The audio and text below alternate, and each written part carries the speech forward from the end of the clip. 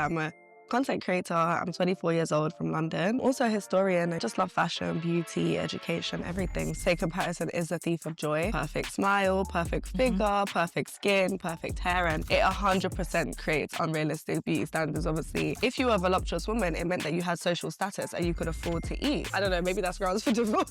I went to the dentist and I didn't have adult teeth. Evidence dated as far back to 7,000 BC. Oh, wow. That like the Indus Valley civilization would like use flint to pick their teeth. What I am against is people lying and then pushing this idea that everyone's perfect. No. God, you guys are locked too. One is my Charlotte Tilbury water cream. If you were anything above a size 8, you were deemed as overweight. But really figure out why it is that somebody else's self-improvement is negatively impacting you. My friend got work done and she's like, enough girls dating their biggest hater.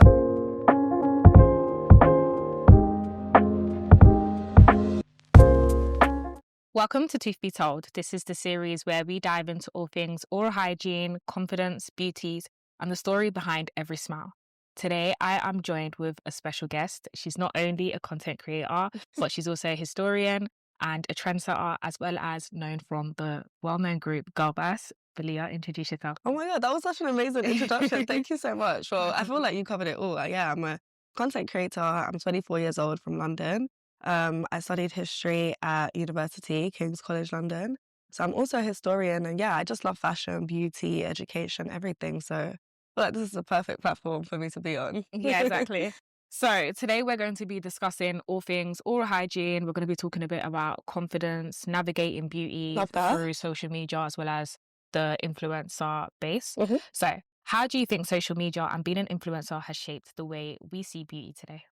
Oh my God, that's such a loaded question, but I feel like I think about this quite a lot, especially being surrounded by a lot of girls who are in the same industry as me. And obviously, we all live in a social media age where there's so much pressure to look a certain way and where this ideal of beauty is constantly being pushed, you know, perfect smile, perfect figure, perfect skin, perfect hair. And I always like to say comparison is the thief of joy. So instead of trying to like kind of chase this ideal, you have to kind of figure out what suits you and what makes you happy. But also being a young woman as well, it's like I do feel like that pressure falls more on us than it does on our male counterparts.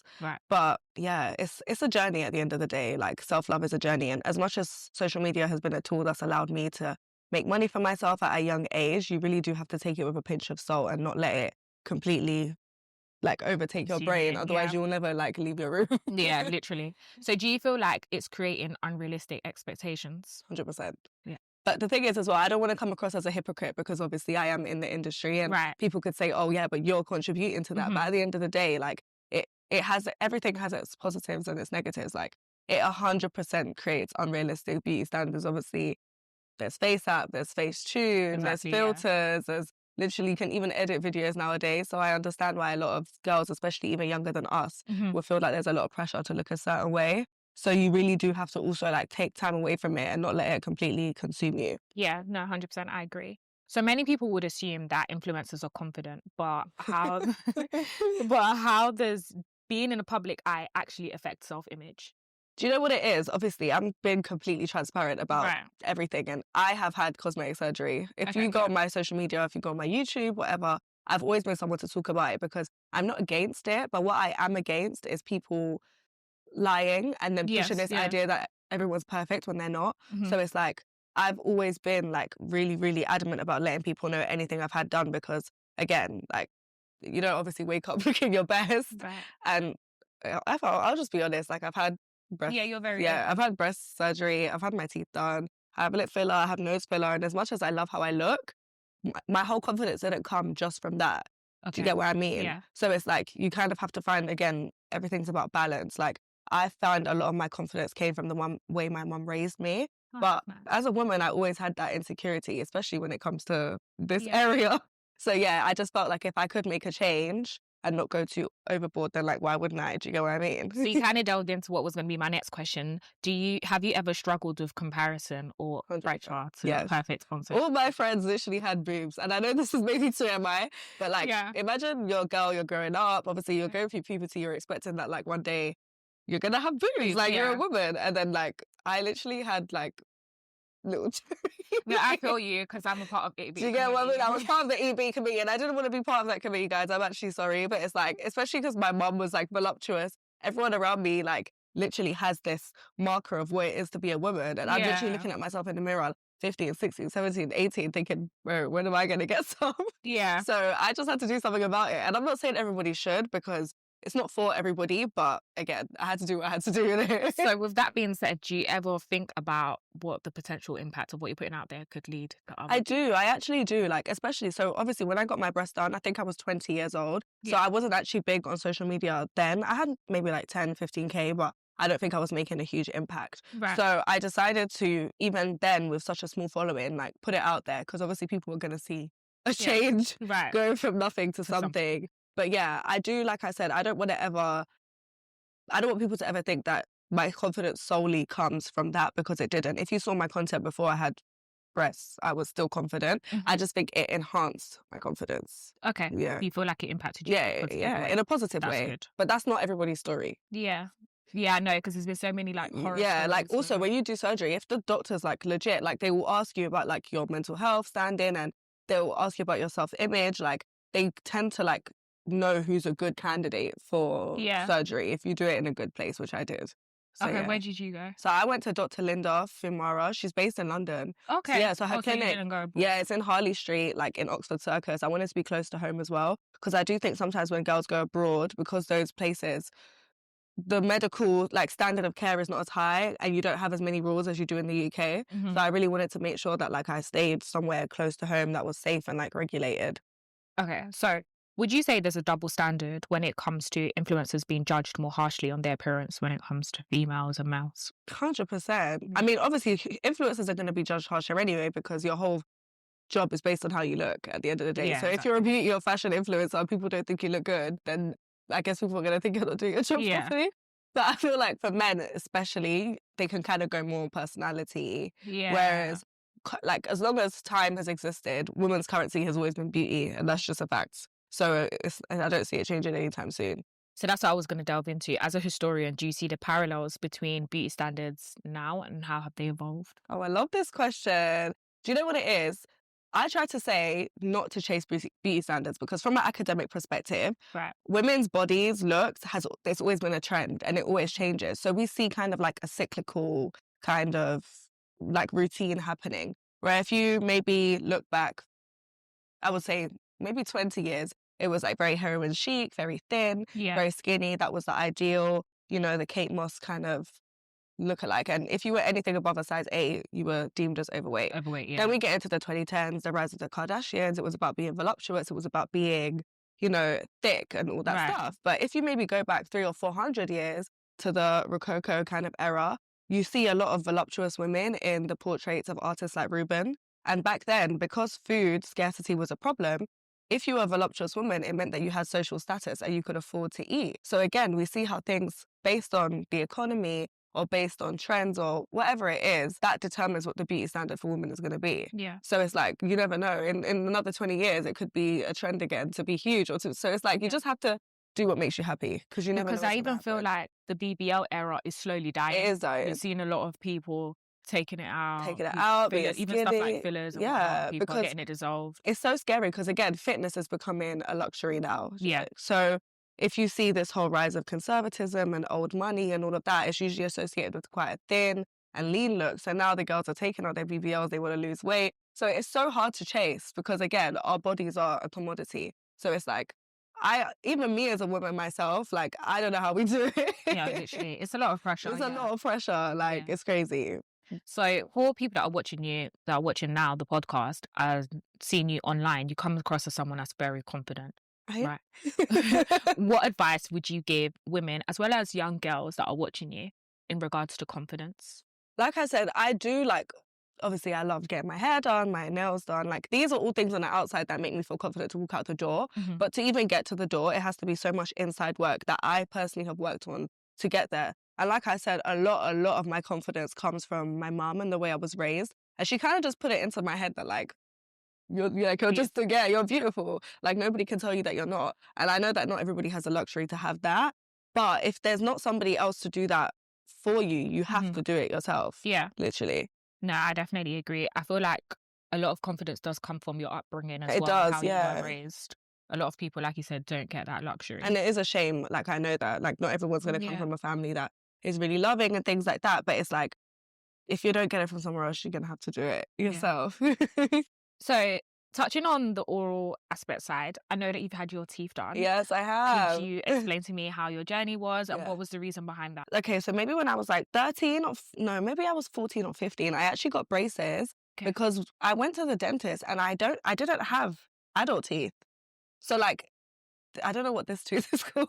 And this one here, I didn't have adult teeth here. So they basically told me that's why I have a gap, because there's no teeth that grew to replace it. It's not Yeah, do you get what I mean? Yeah, Because I was get like, it. why do I have a gap? And they were like, there was no adult teeth that were going to take the place of the Did child you grow the teeth. adult teeth? No, I just always had a gap here and here. Like, I had adult teeth So everywhere you still else. don't have the adult. Well, No, so what I did is they put braces on me to close that gap completely. Yeah. So I probably wore braces most of my teenage years, and guys, let me tell you, it wasn't a pretty time. You look nice with I braces. just felt like I looked a mess. I'm sorry. Some people do look good with braces, Yeah. but for me, they used to give me a headache. Like, Yeah, I 'cause just they could like, be very yeah, tight. they were so tight, especially because I was closing big gaps. It was really tight, and I just felt like I looked childish. So Yeah. I wore those for probably 5 years. And then when I took them off, I did like how straight my teeth were, but I wasn't in love with the shape.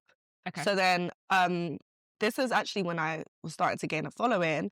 Me and my best friend Madison were offered by this place called Dentator, who are based in Turkey. Mhm. And they were like, we guys can offer you like free dental care as Okay. long as you like vlog the experience and give us your honest opinion. So we literally went to Turkey together and did our teeth, and we both got composite And how was veneers. that? It was a good experience, I'm not gonna lie. I am happy with the results. However, what I didn't take into account is I don't think you can whiten veneers, can you? So what you can do is, a lot of people ask me that you This is my can biggest, like, I need to find whiten out. it to revert it back to its original shade, but it will never go whiter Whiter than the shade that original shade. you chose. Oh, Yeah. okay. So if over time it has started to stain, I feel like it you has can- very slightly, you yeah. can get the whitening where it will lift off the stains, but it will never go whiter Whiter than than the shade shade that they you put originally on. chose. Yeah. Okay, so this is, well, Yeah. that's perfect then. Yeah, so that's still great. You can still basically touch Yeah. it up. But Yeah. also, so when I got them done, I actually didn't put any like veneers on the bottom row. So Okay. like my bottom teeth are all mine, and then the first like 8 here are composite veneers. Okay. So yeah, So that's good. You yeah, still it's not have my some whole of mouth. your- Yeah. All right, so we're going to move on to the next part of the segment, which Okay. is the dilemmas section. Oh, I love a dilemma. So we ask our viewers to send in dilemmas, whether it's about confidence, whether it's about Okay. beauty or oral hygiene, and we have a few. Okay, yeah, I'm nosy, help so let's see. Okay. Just so you know that these dilemmas are anonymous. So Okay, no, read guys, out don't any worry, we won't names. expose you. Okay. Okay, so the first dilemma is titled, Am I the Problem? So it says, hello, my partner and I have been together for a year. We have a great relationship and she's a great girl. I have never had to question it. Over the last few months, she started to go to the gym and her body has gotten even nicer. Okay, period. Even though she's always had a nice body, but now she's getting more attention online when we're out. I love it, but I can't help feeling like I'm falling behind. Is this my issue or is it okay to feel this way and do I address it with her? Love the show. Keep it up. Kind regards. Okay, so what do you think? I'm not gonna lie, mate. I'm not gonna say your name out loud. I feel like if you are starting to feel a bit insecure that your girlfriend is improving herself, it's definitely a you problem. Right. Like, I'm in a relationship as well, and I feel like my boyfriend, well, he knows how I post, and like I like to look good, I like to go out. I would think he's hating if he started. No, I was gonna say you're definitely a hater. Like, why are you hating? What's it? Enough girls dating their biggest hater. Like, you should be so happy that she's getting attention, and the fact that she's with you, it should make you feel even better. Like, yeah, I'm that guy. That's like, my she's girl. mine. Yeah, exactly. Yeah. I personally would not address this to her because I feel like you need to do some inner work as to why you feel angry that your girl looks good. So if your boyfriend came to you and he was coming with this dilemma, like he needs to not come to me with that. I'm not gonna lie. like, hypothetically speaking, he came to you and he said, "Look, Balia, I can't lie. Like, I'm not really liking the bit too attention that you're much. getting online, as well as when we're out together." I don't know. Again, I would be like, obviously, like, maybe is there something wrong? Like, I would like obviously look at it at first, but overall, I would still think like if you knew what I did for a living as well, you kind of like now. Yeah, I feel like with your case, it's a bit different. Yeah, because maybe I you're should an put influence. myself in this shoes. Yeah. So if you're just a normal girl, you started going gym, but you know how every girl when they go gym, I would be create really their content. hurt, yeah, because Yeah, I'd be for like, them. damn, I'm actually trying to look good for myself. For you, for you. she get And now it. you're Yeah. turning against me. Like, why don't you just get in the gym with me? Like, step it up. I don't know. So what advice would you give them? I would say, my friend, you need to really maybe see a therapist, speak to your friends, maybe speak to your mum even. but really figure out why it is that somebody else's self-improvement is negatively impacting you. Yeah. Because that's not normal. And if you really love someone and root for them and you don't have any jealousy in your heart, you wouldn't actually feel this way. Yeah. A lot of inner work needs to be done. That's why they say that guys shouldn't date bad bitches. No, they're not ready for bad bitches. They're not. But yeah, I feel like, I don't know, I wouldn't say don't address it because then it could stay bottled up in it. Yeah, no, the thing is, okay, I would say, why don't you do some inner work first? Really think about it. Maybe write something in your journal. I don't know. Think about why you feel this way and then bring it to her, but don't bring it as an attack. Yeah. Because then you're definitely hated. Yeah. Like, just say, okay, babe, I feel this way. I'm a bit like, I don't like the attention you're getting because maybe he's not used to it as well. Exactly. This is something you could end up being used to and feeling actually comfortable with. So yeah, I actually agree with you. Think about it first. Different. Yeah, then address it. Yeah. Because where your boyfriend is dating you now and he already knows your influencer, so he knows what he's stepping into. Yeah. As opposed to, let's say, somebody that's never, imagine she never goes out, she never posts, and then all of a sudden it's like, attention. I can understand why a man might feel a bit thrown off. But I think unless she's not posting anything inappropriate, it's the shouldn't be an problem. issue. You should be happy for her. Come on, you're dating a bad bitch. Next one. Okay, the next one. My friend got work done and she's like, hey, truth be told, I have a dilemma I wanted your advice on. My friend and I have been friends since high school. We are both now 27. We have a tight-knit friendship. We tell each other everything. We don't have a big friendship group, so it's always been just us plus another friend. My friend, let's call her Stacey. I'm assuming this is not her real name, yeah. Recently travelled back home for a little while, and when she came back, she was poorly for some time, so I haven't seen her in a while. We met up the other day for coffee and I noticed she looked completely different. She looked curvier and her belly was flat. Mind you, she's always had a fupa. I questioned it instantly as she denied having any work done. Our other friends have also picked up on it. I have a feeling she's lying to me and I'm not sure. Do I confront her? That is a sticky one. I don't know, guys. Because sometimes I'm thinking it's actually not your business, isn't it? But at the same time, because she's your close friend, like me and all my friends, anything we get done, we're like vlogging the whole thing, sending each other videos. Right, like, exactly. This is what I did. So, especially if it's my best friend. Yeah. I like any work I'd had done or like any of my friends that have had work done, we're literally like videoing each other from the bed, like, oh my God. Okay, so you're in a situation where, let's say, for example, Madison, she's gone to get something done and she doesn't want to, she's Madison, denying if you it. didn't tell me you're fake, I can't lie. Okay, so you think your friend's fake? No, I don't think it's fake, but the friendship me and my friends have, I feel like we're just oversharers. So if you actually didn't tell me, I'll be like, damn, bitch, like, why don't you want me to know? Yeah. But some people are very like private. Yeah, private. But also it's like, if you were shaped like a fridge before, and then you come back and you're shaped like a Coke bottle. Yeah. Well, I'm not stupid. Like, I don't know.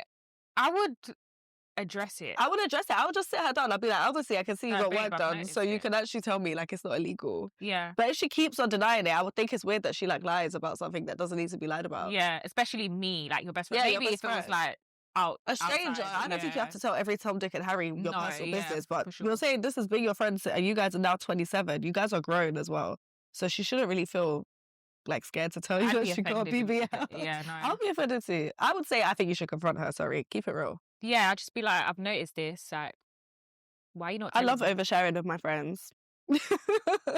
I can't believe some people don't. Yeah, I'm a bit of an oversharer, but it depends who with. Like, my close circle. Yeah, so if she's my best friend since school, we're 27. I couldn't keep that. If I got my body done, I found out you lied that you went back home. Bro, when you went, she did not go back home. She went back to the surgeon. That's crazy. Okay, next one. Okay. Our final one. Yeah. Dilemma, should I tell his wife? Oh God, immediately yes. Okay. Hi team. Before starting, I just want to say I've been loving the show so far. Each episode has been great. May God continue to allow your show to flourish. Oh, Amen. That's so sweet. Amen. Now moving on to my dilemma. My husband and I are in a relationship. My husband and I are in a friendship group with 3 other couples. We're all pretty close. We do nights out together and occasionally holidays. Sometimes it's just the girls and sometimes it's just the lads. I do have a friendship group outside of this, but I do consider these girls my close friends. Last week, my husband went on a lads' night out and he told me that one of the husbands expressed that he's been having some issues with his wife's breath.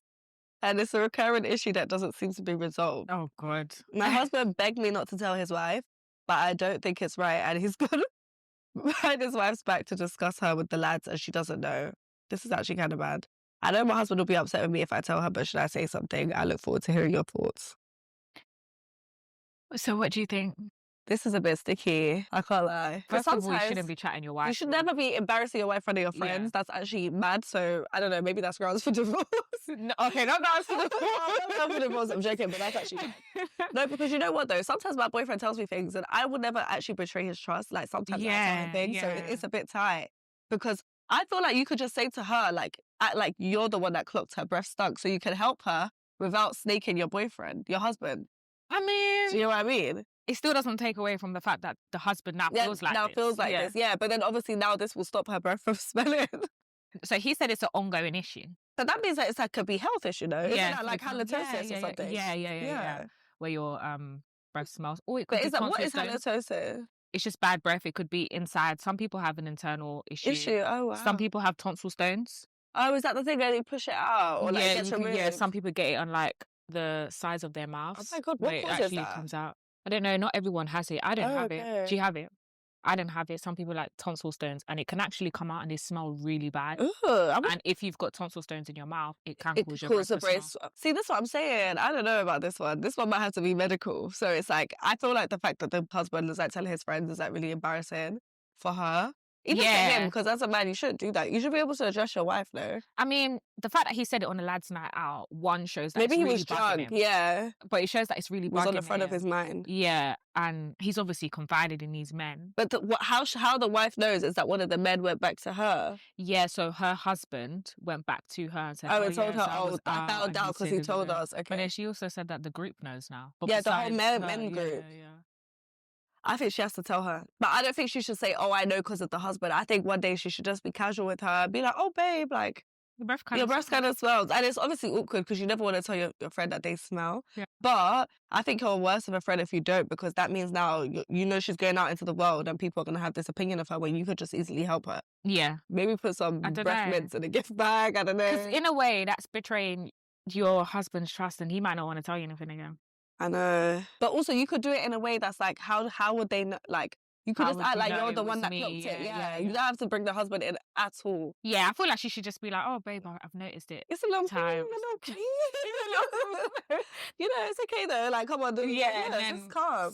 But then if it is a medical issue. Yeah, but then that means her husband needs to address it. But don't you think there's some people, like, if they smell, you can't smell yourself sometimes, I think? Is that what happens? I can smell myself. I can too. Like, okay. But like, some people can't. Like, I remember in school, I used to have a driving instructor and his breath stunk. Oh my God. And every time we talk, I would think she'd be like, this is what I'm driving. And I don't think he ever clogged. I don't think some people know, Even like body odor, some people can't tell when they smell. Yeah, let's stop that in 2025. Yeah. I think I would go with what you said. Try and make out like do a slide hit. Yeah. Because I think you're a good friend as well if you do that. But I would never outright bait out my husband. No. God, you guys are locked in. Okay, that's the end of the dilemmas. We're going to move on to the next segment where it's the trivia. So because we have a historian in the building, we are going to make these. Oh my God, you guys making them harder. Damn. Okay. So this one is true or false. Okay. Ancient Egyptians used crushed eggshells to clean their teeth. Sure. Yeah. You guessed that. Yeah. No, I actually knew that. Okay. I knew that, yeah. Do you know what it is, guys? We actually have evidence dating as far back to 7,000 BC. Oh, wow. Okay. That like the Indus Valley civilization would like use flint to pick their teeth. So that's like kind of contemporary, but slightly before ancient Egypt at its peak. So I'm not surprised that they were aware of dental hygiene then either. Okay, cool. Yeah. That's good. It was right. Right. Thank you. So, number 2. What unusual ingredient did the ancient Greeks use for mouthfoods? Olive oil. For mouthwash? Yeah. Okay. We're going to start that again. I was like, wait, what? Okay, cool. What unusual ingredient did the ancient Greeks use for mouthwash? This is multiple choice, right? Mm-hmm. So, olive oil, wine, goat milk, or urine? Urine. Yeah. Yeah, I knew that. This isn't fair. Sorry, guys. Okay, what's the history behind it? Because urine has like even in the medieval period, people would use it to clean their clothes because it has ammonia in it. So they thought it was like a disinfectant even back then. Okay. Next one. Why did Queen Elizabeth I's teeth turn black later in life? Later in her life? Yeah. Is it because of all the sugar she ate, right? Yeah. Wow, you know your history. Okay, that's guys. Well, they call me historian for nothing. All right. She had really bad teeth though. Yeah, it was really bad. Yeah. Okay. Number 4. Which one of these was used as a form of toothpaste in history? Mhm. Okay. Burnt bread, Mm-hmm. charcoal, crushed bones, or all of the above? All of the above. Yeah. Wow, you're the first person that's got it all correct. Really? Yeah, Thank you. literally. Oh, wow, Okay, guys. great. Period. Yeah. How do you know it was all of the above? Do you know why? Because I know charcoal, people have always known the properties that charcoal's had because we even put it in toothpaste today. Bread, obviously, you have to understand that a lot of the population for most of history have been like below a certain poverty line. So they would use whatever is available to them. But also remember that sugar was a luxury for a lot of history. So a lot of the peasant classes didn't actually have access to it. So they didn't suffer with as much tooth problems as we do today because we put sugar in everything. Yeah. But yeah, I just knew that we've been always kind of, what's the word I'm looking for? Like we would always kind of make a way to find what we needed, no matter what we had. Cool. All right. So we're going to move on to the next segment, which is the show and tell. So we asked our guests to bring in any oral hygiene product, whether or skincare product or anything that promotes confidence in their lives. So what did you bring, Balia? Okay, guys. So I bought 2 products. I actually did have an oral hygiene one, but I forgot it, which was my electric flosser. So I want to talk about that because it's good. You can get it on Amazon. And when I first got my teeth done, they said it was good if you had veneers because the water pressure is like high and it like gets through your teeth. Maybe you can insert a picture of it. But the 2 products I bought here, one is my Charlotte Tilbury water cream, which is a skincare product, but it also doubles as a primer for makeup. And then, that one. Yeah, this is really, really good. I love it. And then next, I have my Starface pimple patches, guys. I actually have really good skin, but whenever I get my period, I always get like just like one spot that really hurts. Whether it's on my chin or like wherever. It's just one. And if I sleep with this overnight, it's gone. Do they actually work? Swear to God, they work. I don't know if it's like, I don't know what they put in this. I'll show you because I literally had one the day before yesterday, right here on my chin, gone. I slept with it. And I thought like pimple patches were like a facade. I do think they soak them in like hyaluronic acid or something like that. Yeah. So let me read this one. Yeah, hyaluronic acid. Yeah, star patches. Absorbs the fluid, protects the skin and shrinks the spot. So if you see here, it comes a little thing with little stars, but you can get really cute shapes. I just think it's cute. I actually swear by pimple patches. Like really, really love them. And so why do you swear by that product? So the Charlotte Tilbury one. The Charlotte Tilbury water cream is so good. I actually had it as a sample ages ago. I'll just show you guys the consistency. But this is so moisturizing and it has really good ingredients in it. So like just before bed or in the morning, it's really good as a moisturizer, but it's also a makeup primer. So it has like multiple uses. So the if you want a perfect base for makeup, the most important step is actually the skin prep before. Yeah, 100%. So any shoots I've done or makeup artists have always told me like, make sure the skin is prepped. And I actually used to work at MAC too. So I know literally that was one of my first jobs. So yeah, it's so hydrating and like lightweight and I just love it. It is a bit on the pricier side, but considering everything it does, I think it's absolutely worth it. Okay, right. So one question we always ask is, what's your oral hygiene routine like? Okay, I feel like what I do, like the steps. Okay. I brush my teeth. That's it. I brush my teeth. Obviously, since I've had veneers, you have to have the upkeep as well because there's no point spending money getting something done. Yeah. But I brush my teeth, then brush my tongue as well. I like to scrub the tongue a lot. I actually want to get a tongue scraper because my friend has it and I feel like it's really good. But I just use, my toothbrush has like the back with the rubber on it. So I feel like it doubles as one. A lot of people don't know that is what it's for. Yeah, that's what it's for. I thought I knew, I was thinking, wait, am I doing this right? But it's literally the back of your toothbrush usually has a rubber part that doubles. But I want to get the actual one from Amazon that you can like actually scrape from. And then after that, I just use the water flosser. Okay, so that's good. Sometimes mouthwash, but I do think sometimes there's a lot of sugar in them. I don't know. Or like they taste really sweet to me. So sometimes I'm like, I don't know if it's Depends what type of mouthwash you use. If you use the one with fluoride, then it's really good. It's good. Yeah. But sometimes there's other like ones at the supermarket. It just like feels like I'm drinking syrup. Like the mouthwash is really sweet. Yeah, I don't like that. Okay, so we usually ask our guests to leave us with 3 takeaways, pieces of advice, whether it's oral hygiene or confidence that you can give to our viewers. Okay, I feel confidence. I don't want to be cliche, but it definitely comes from within. I would say don't seek it outwardly because who knows? You just have to always focus on within and like who you surround yourself with, I think, also plays a big part in how you feel about yourself. My second piece of advice would be skin prep always. No matter if you're going to have no makeup on or makeup on, skin prep is going to make you look amazing. And my last piece of advice is always tell people if their breath smells. Okay, perfect. So I've been your host, Nadesh, and this is Balia. Thank you so much for tuning in another episode. Thank you, See you in the guys. next one. Oh my God, I had so much fun. Thank you.